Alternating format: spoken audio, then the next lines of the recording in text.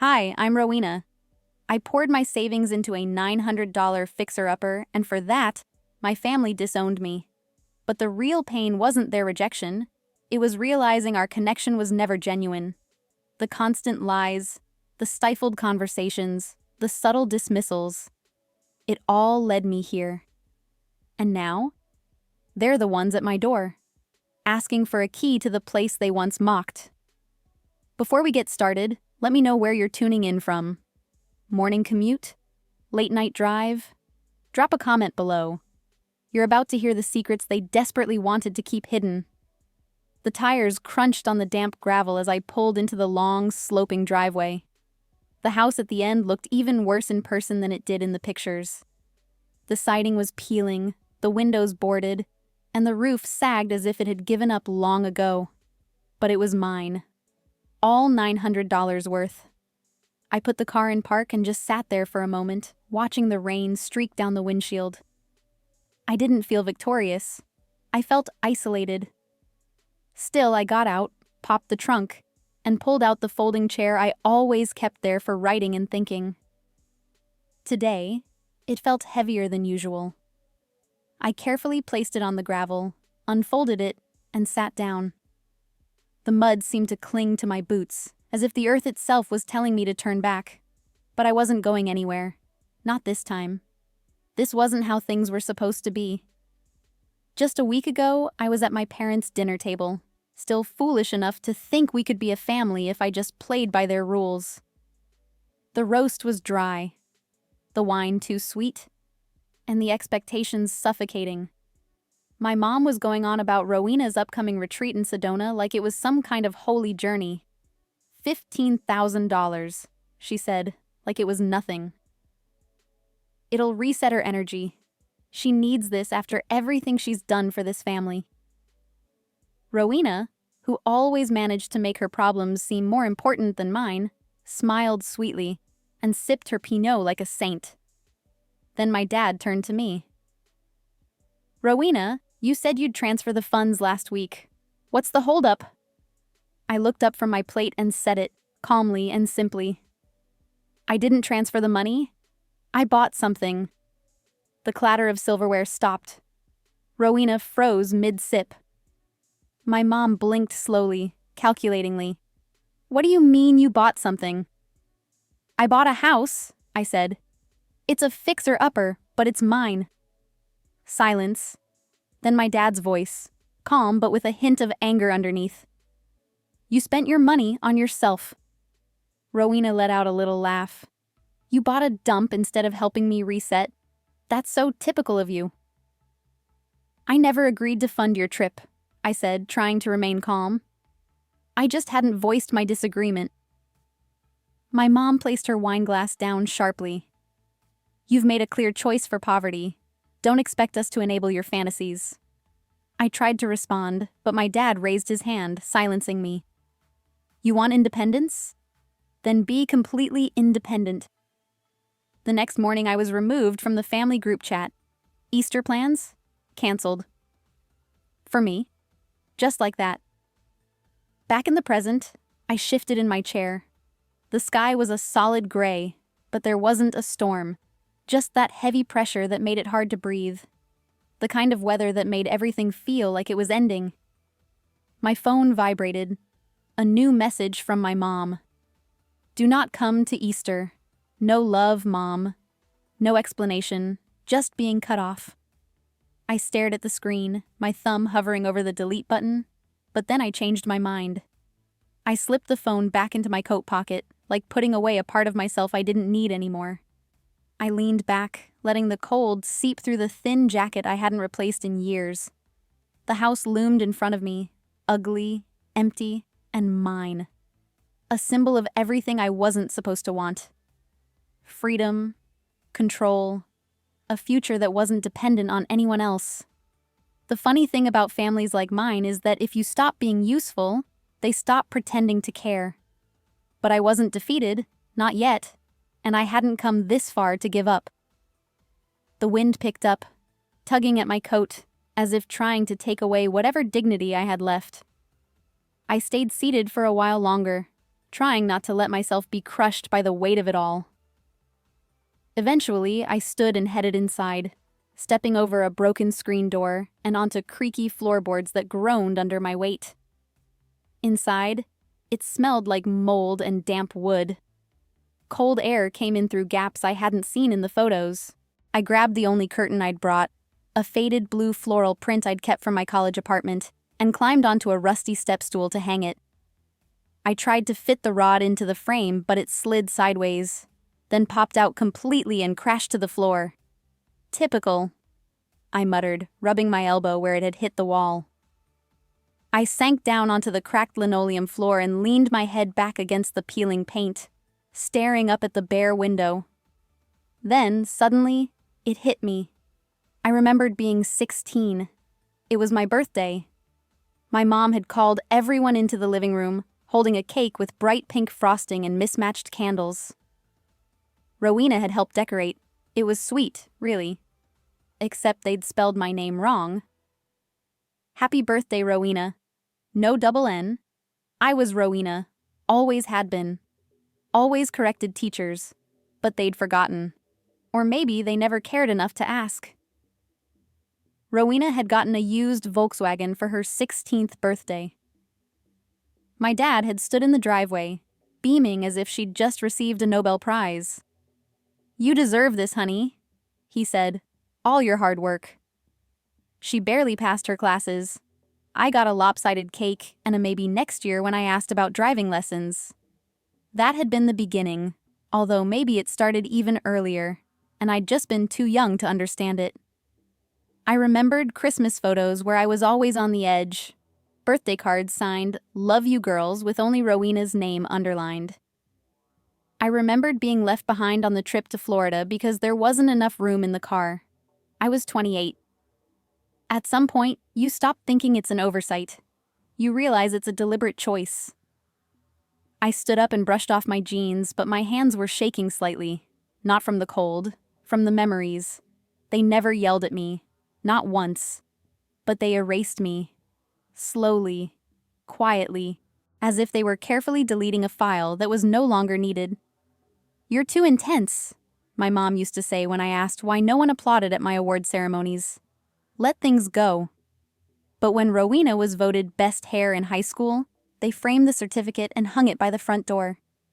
I had won a statewide essay contest that same year. My dad told me not to brag. I thought if I tried harder, they'd notice me.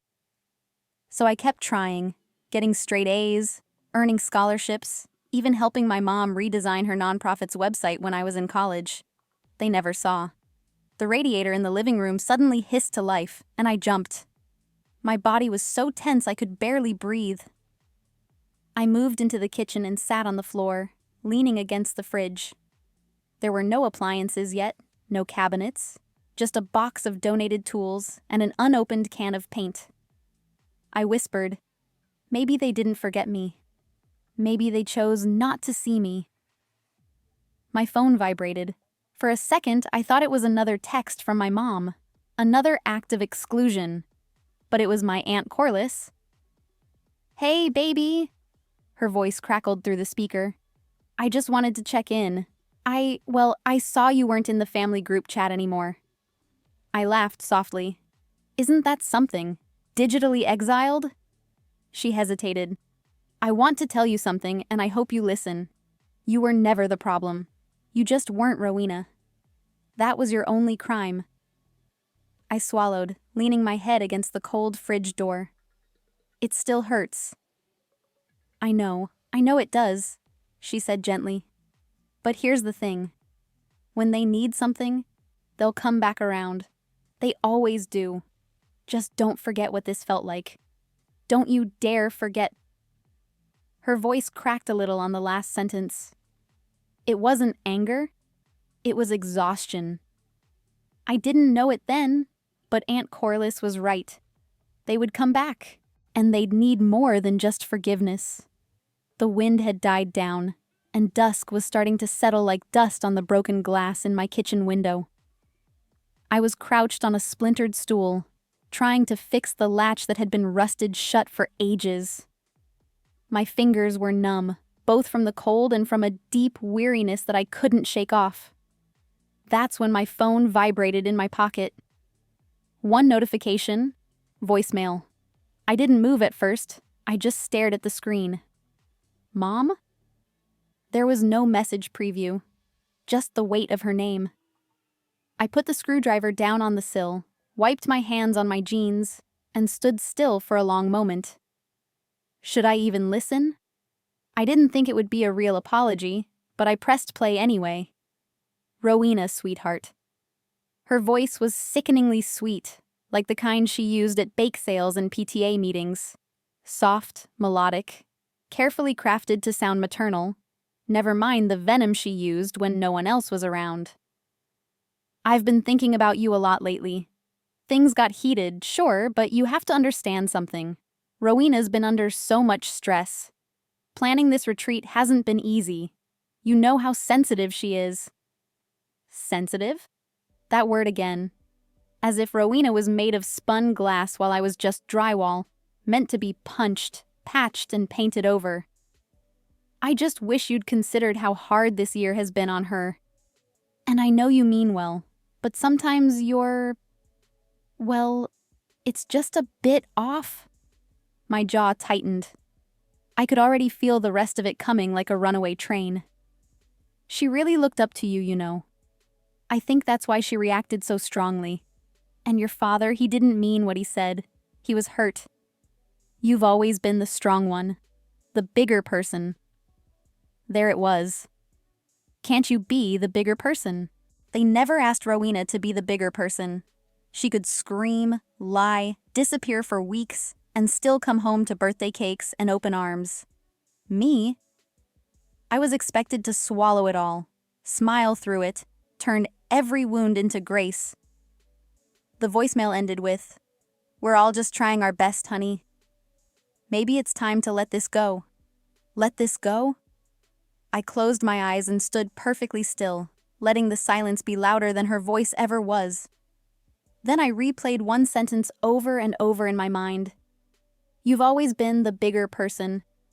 As if that was supposed to be a compliment, a badge of honor. It was a muzzle, a tool they used to keep me in line. Be the bigger person, so they never had to be accountable. I walked over to the small plastic bin where I'd tossed a few things when I moved in. At the bottom was a faded photo frame. I hadn't looked at it since packing. It was from my college graduation. Everyone else was smiling. Rowena, right in the center, was holding her camera in front of my face, almost completely blocking me. I'd asked them to retake the picture. They didn't. "I'll edit you in," Rowena had said with a laugh. They framed that photo. I stared at it now, at the tiny sliver of my shoulder barely peeking out from the edge of the frame. Then I turned it face down on the counter. I didn't leave them to punish anyone. I didn't stop answering their calls out of spite. I left because the silence was killing me, the pretending, the way I had to change myself just to be included. I wanted peace, a place where I didn't have to defend my right to exist. I wanted a home that didn't punish me for choosing it, even if it only cost $900 and had holes in the walls. It was mine. I grabbed a pen and scribbled one sentence on a sticky note, then slapped it onto the back of the photo frame. This is not who I am. The phone vibrated again. A second voicemail from Mom. I didn't listen this time. I knew the pattern. Offer a sugar-coated branch, then use it to strangle you when you reach for it. Instead, I opened the window as far as the broken latch would allow and let the cool evening air fill the room. Peace wasn't what they wanted. A week later, they showed up at my door, with tears and a request. The sun was barely warming the porch when the knocking started. At first, I thought it was the wind banging a loose shutter again, but then it came again. 3 sharp raps, deliberate. I glanced out through the tattered curtain. My heart didn't drop. It sank. There she was. Rowena. One stiletto heel tapped the concrete with theatrical impatience. Her coat was cream-colored cashmere, belted at the waist, and her oversized sunglasses reflected the entire street like a mirror. daring anyone to look back. Even standing still, she looked like she was in the middle of a photo shoot. She didn't wait for me to open the door. Instead, she turned to the side, letting her voice carry toward the neighbor walking her dog. Mom says she's really let herself go. But you know, some people just need their little rebellions. I stood frozen in the hallway. That coat alone cost more than my roof repairs. That was her entrance, luxury against my peeling paint, snide remarks where there used to be silence. Her favorite sport was public performance disguised as concern. I opened the door just as she turned back toward it. "Well, there she is. The homeowner," she said, stretching out the word like it was a joke. "Honestly, this neighborhood has really gone downhill. Do you get raccoons here?" I leaned against the frame, arms crossed. "Is that why you're here? To survey the wildlife?" She smirked. "No need to be defensive, Ro. I'm just trying to check in. You dropped off the radar." "You mean after you told Mom I'd gone full swamp witch?" "Yeah, I figured a little distance would do me good." Her eyes darted to the peeling shutters, the chipped railings. She clicked her tongue. It has character, I'll give you that. And mold, and a smell." Behind her, another neighbor walked by. She waved, sickeningly sweet. "Don't mind us, just catching up. Family bonding." Then she leaned in slightly and lowered her voice. "Listen, the HOA's been sniffing around. Someone mentioned this place might not be up to code." I raised an eyebrow. "You reported me to the HOA?" She didn't answer directly. "I'm just saying, this area has standards. People talk." I didn't flinch. I wouldn't give her that satisfaction. She switched gears fast, like she always did. One moment weaponized condescension, the next, sugar-drenched desperation. "I'm in a bit of a bind," she said, sighing dramatically. "A pipe burst at the spa wing. Total mess. I had to cancel 3 sound bath sessions." I waited. Rowena touched the edge of the porch with one polished fingertip as if it might bite her. "So, I thought, just for a night or two? While they fix things, I can sleep anywhere. Even here." Even here, like it was a campground. She was stalling, probably had nowhere else to go without explaining why the retreat wasn't going as planned. Whatever had cracked in her picture-perfect world, she wasn't ready for anyone else to see it, especially not her followers. "Rowena, you told Mom I was unstable." "I never said that." "You said I was mentally spiraling in a hoarder shack." She had the decency to look away, but only for a second. "I was just worried," she said. "And look, you proved us wrong. Surviving. I mean, you're still doing that blog thing, right? What do you call it? Grit whispering?" I didn't bother correcting her. I just stepped aside. "One night," I said, "don't touch anything." Her face lit up as if she'd just won the lottery. "You're the best. Seriously, you always were. It's why people take advantage of you." She swept past me like she owned the place. That was her way. Act like it was always hers to begin with. I stood by the door for a long time after she went inside, staring at the path she'd taken, her heels clicking on the rotting floorboards. She needed help, but not the kind she thought. I woke up to the smell of instant coffee and something far worse. Laughter. Not the warm kind, but the kind that felt like a slap in the face. Still half asleep, I pulled a sweater over my tank top and walked toward the kitchen. The floor creaked under my feet as if it wanted to warn me, and maybe it should have. As I rounded the corner, I stopped dead in my tracks. A ring light was set up by the window, its harsh white glow casting an artificial glamour over the chipped counter. My stained kettle had been pushed aside, replaced by a neatly arranged display of oat milk cartons, granola bars, and a candle that definitely wasn't mine. And in the middle of it all was Rowena, wearing a full face of makeup, smiling into her phone as if she were hosting a morning show, my morning, in my kitchen. "Say hi to my angels," she cooed into the screen. "We're here doing something really meaningful today. I wanted to show you guys where my sister, bless her heart, has been living. It's a bit of a fixer-upper, but we love a transformation, don't we?" She panned the camera toward the cracked tiles, the mismatched chairs, the yellowing linoleum. I stood frozen by the doorframe, watching her turn my lived-in survival into her pity parade. "This fridge hasn't worked since, like, Y2K, she joked, giving it a kick. "And don't even get me started on the smell. Honestly, it's trauma." The comment section on her phone was buzzing. I could hear the stream of chimes from where I stood. "Oh my God, someone just asked if this was a shelter," Rowena laughed. "No, sweetie, it's my sister's house. I know, it's tragic."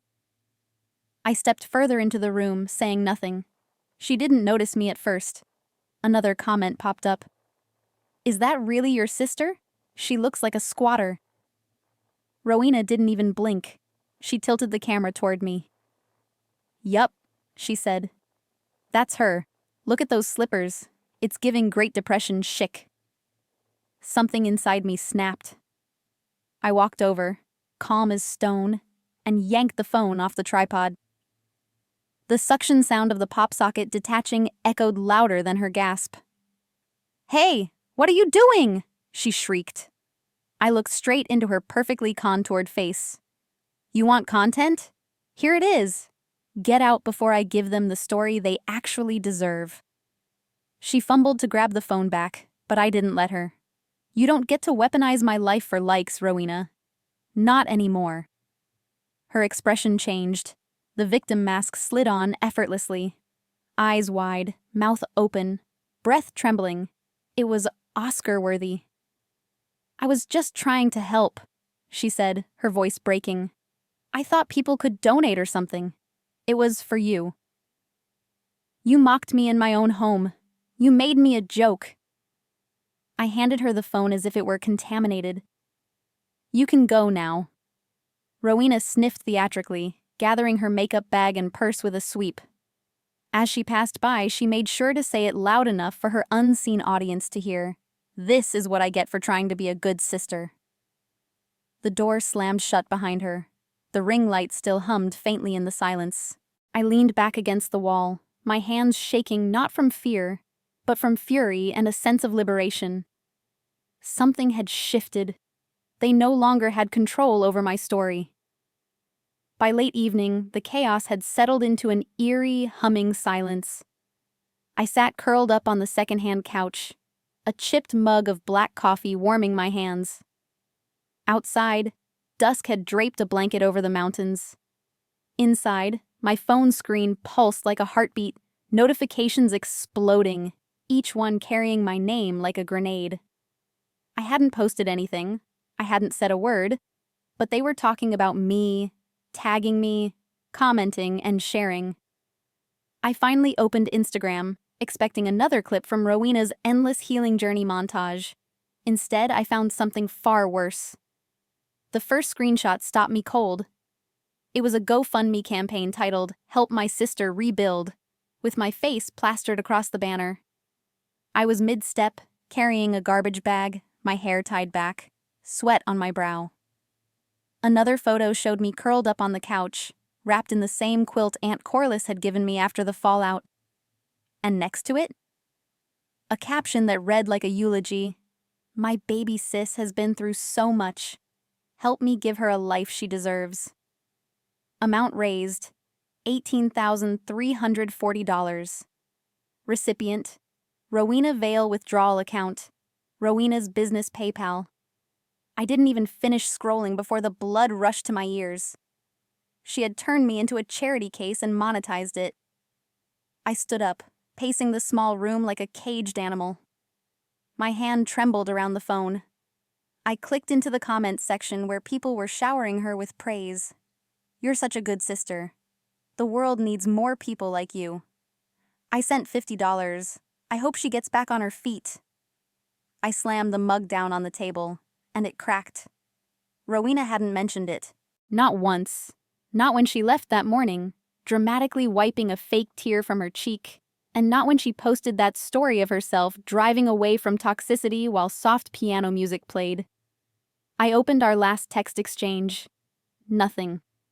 I tried to report the fundraiser, but the platform said, "This campaign does not violate our community guidelines." Of course it didn't. She knew how to manipulate the system, frame it just right, and say just enough, always letting people fill in the blanks. A new story popped up on her feed. "Some people just want to stay mad. I'm doing what I can. Haters gonna hate." I stared at those words until they blurred. Then I looked back at the photos, especially the one with me kneeling on the porch in those old slippers. "Great Depression chic," she'd laughed. The door creaked slightly with the breeze. The room was quiet, too quiet. I felt like a ghost haunting my own house. Then a notification slid across the top of the screen. Message request from @Legal C. "Hey, I saw the GoFundMe. You didn't authorize that, did you?" I blinked. "I'm a paralegal, Colorado bar certified. This looks like civil exploitation, possibly even wire fraud, depending on how the funds were framed. Want to talk receipts?"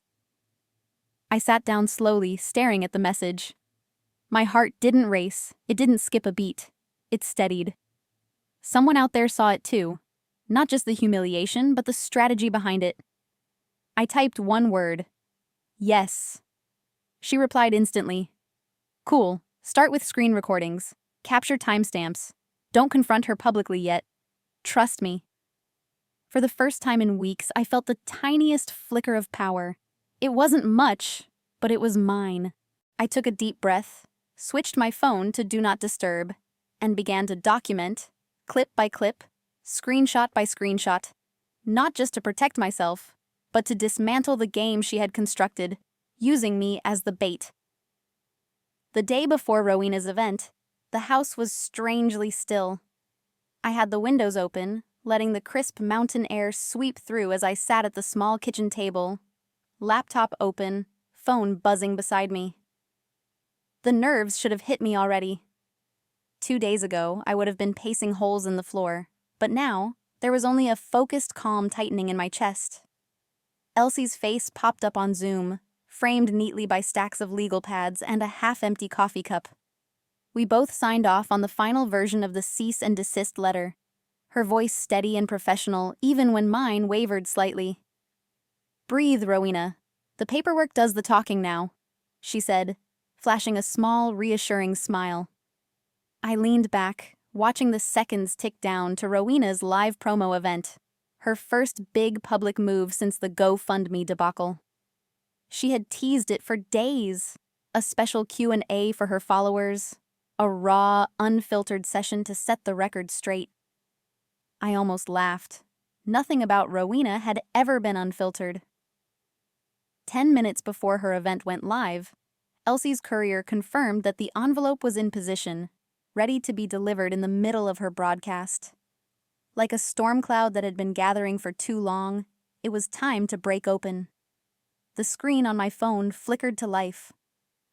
There she was, basking under soft golden lighting, dressed in muted earth tones as if she were filming a life coaching retreat rather than trying to salvage a crumbling reputation. She smiled wide at her audience.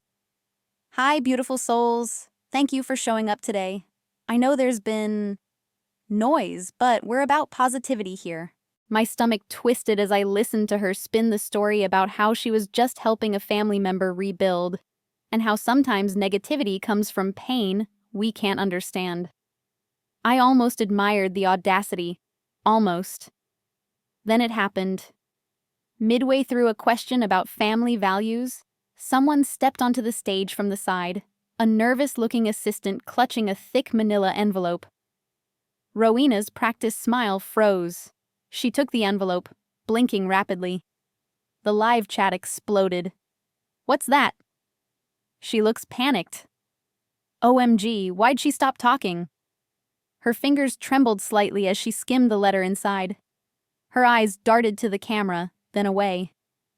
The cheerful background music looped awkwardly as she muttered something off-mic to the assistant. Then abruptly the live stream cut out. No sign-off, no closing affirmations, just static. I sat back, letting the moment wash over me. It wasn't the loud, messy revenge I had once craved. No screaming matches, no viral videos of door-slamming fights. It was sharper, cleaner, and poetic.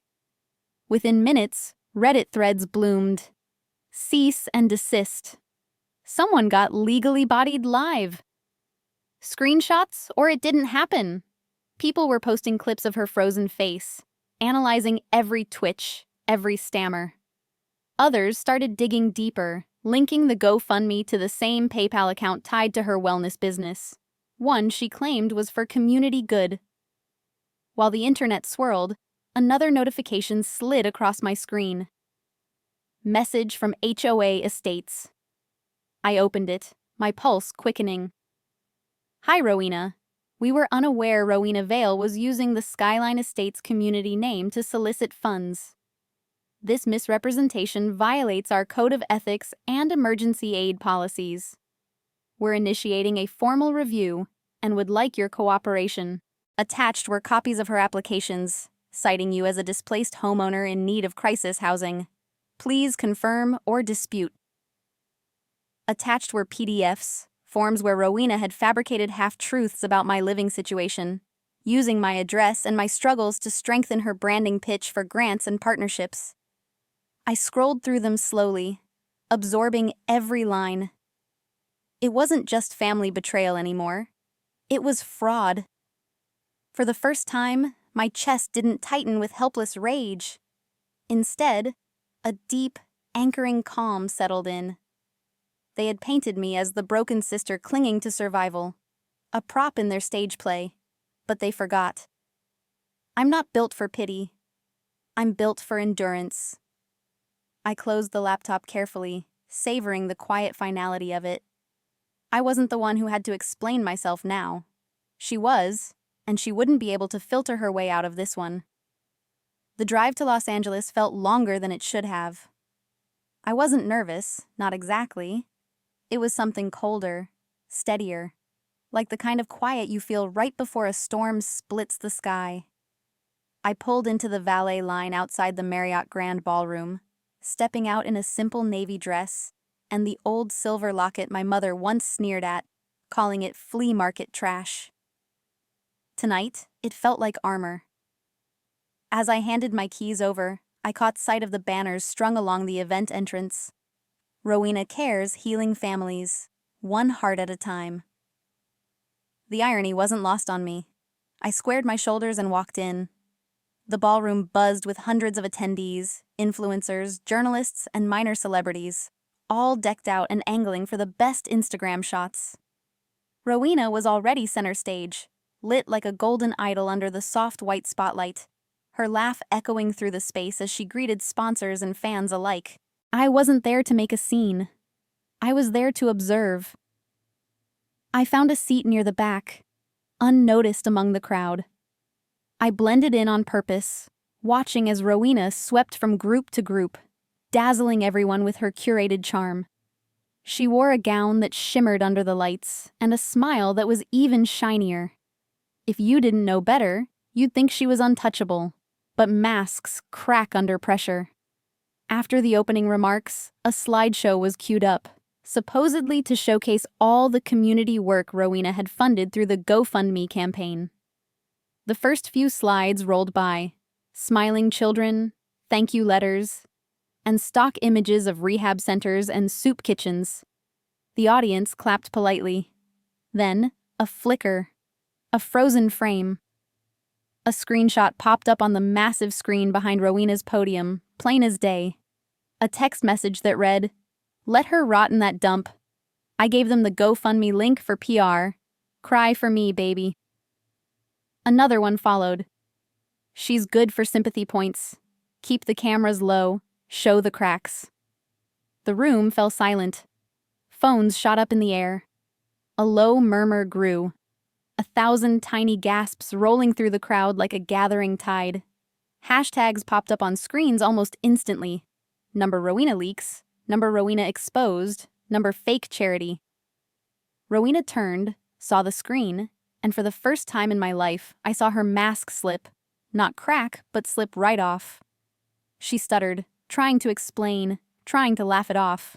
Tech glitch. Sorry, guys. But nobody was buying it. 1,000 judgmental eyes pinned her to the stage. I remained seated, watching, calm as a winter lake. Then, Aunt Imogene rose from her table. She had been scheduled to give a speech praising Rowena's resilience and family values. Instead, she took the stage with slow, deliberate steps, not even glancing at Rowena, but looking straight into the crowd. "I was asked to speak tonight about hope," she began, her voice carrying across the hushed ballroom, "about rebuilding trust, about family." She paused, the weight of her words pressing on every heart in the room.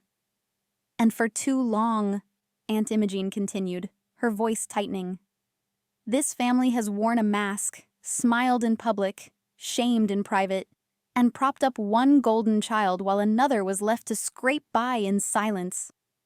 People shifted uncomfortably. Some put down their drinks, and some leaned in closer. "I won't pretend anymore," Aunt Imogene said. "Tonight, I stand not with what looks pretty on a flyer, but with what is right." And with that, she stepped down from the stage, walked across the room, and without a second's hesitation, wrapped me in a firm, proud embrace. Cameras clicked, flashes popped, and the silence broke, but it wasn't for Rowena. I heard Rowena's heels click furiously across the marble floor as she fled the ballroom, the train of her gown snagging on a chair. I didn't chase her. I didn't even watch her leave. I just closed my eyes for a second, feeling Aunt Imogene's arms around me, the first real embrace I'd felt from any family member in longer than I cared to remember. The room rippled with shifting alliances. Some people clapped, some stood awkwardly, and some simply stared. I didn't gloat. I didn't smirk. I breathed. The silence I had lived inside for so many years had finally spoken back.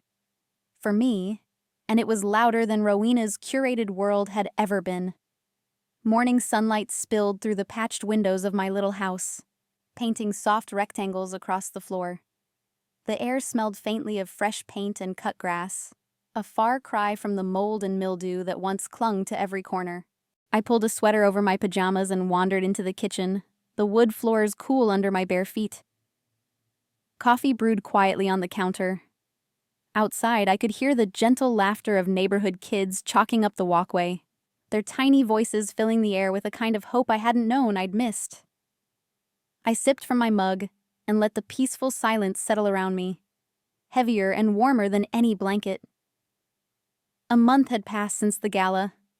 A month since Rowena's mask had crumbled in front of flashing cameras and the internet's cold, merciless memory. Sponsors fled, apologies never came, and somehow none of it touched me the way I once feared it would. Instead, I rebuilt, board by board, moment by moment, not just this house, but the life I had convinced myself I didn't deserve. That Saturday, the neighborhood hosted a small community cleanup. I set out a folding table with lemonade and brownies and watched as people gathered, laughing, swapping gardening tips, and helping each other haul branches and clear gutters. Kids scrawled bright chalk messages on the sidewalk outside my front steps. "You matter. Stronger than you know.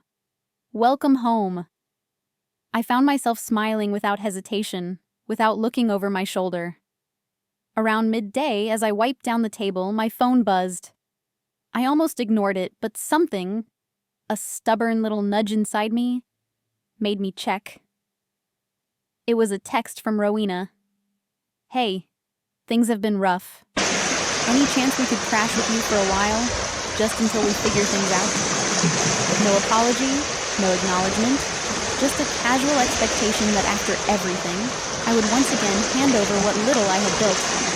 I stared at the screen, letting the absurdity wash over me. The girl who once laughed about my junkyard shack now wanted a roof over her head. I placed the phone down carefully next to the lemonade pitcher. I didn't respond immediately. I didn't fume or pace or draft angry messages I'd never send. Instead, I walked back inside, my steps light. In the entryway, right above the coat rack, hung a simple wooden frame containing a faded photo of me at 8 years old, standing stiffly in a paper crown and glittery costume from a long-forgotten school play.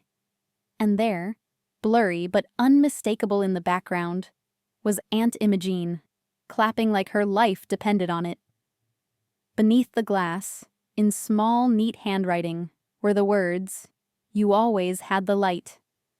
AI prime. I touched the frame lightly, feeling the lump rise in my throat, and let it settle. No tears, just gratitude and peace. Picking my phone back up, I typed the only response that felt right. There's no space for lies here anymore. I wish you peace. I sent it without another thought. Outside, the kids laughed and shouted as someone drew a crooked sun with a bright yellow chalk line. I watched them from the porch, breathing in the cool afternoon air. The junk house I bought for $900 wasn't my burden anymore. It was my foundation. I had spent so long trying to find a seat at a table that was never meant for me, trying to earn scraps of love that were weighed, measured, and handed out like prizes to whoever bowed the lowest. Not anymore. They wanted a key, but I had already built a door, and behind it, finally, was a life that belonged to me. Sometimes the hardest walls we break through are the ones built by the people who were supposed to love us most. But when you stop knocking on closed doors and build your own, you don't just find freedom, you find yourself. What about you? Have you ever had to choose peace over family? Share your story below. I read every comment. If you love true family drama stories like this, don't forget to subscribe for more.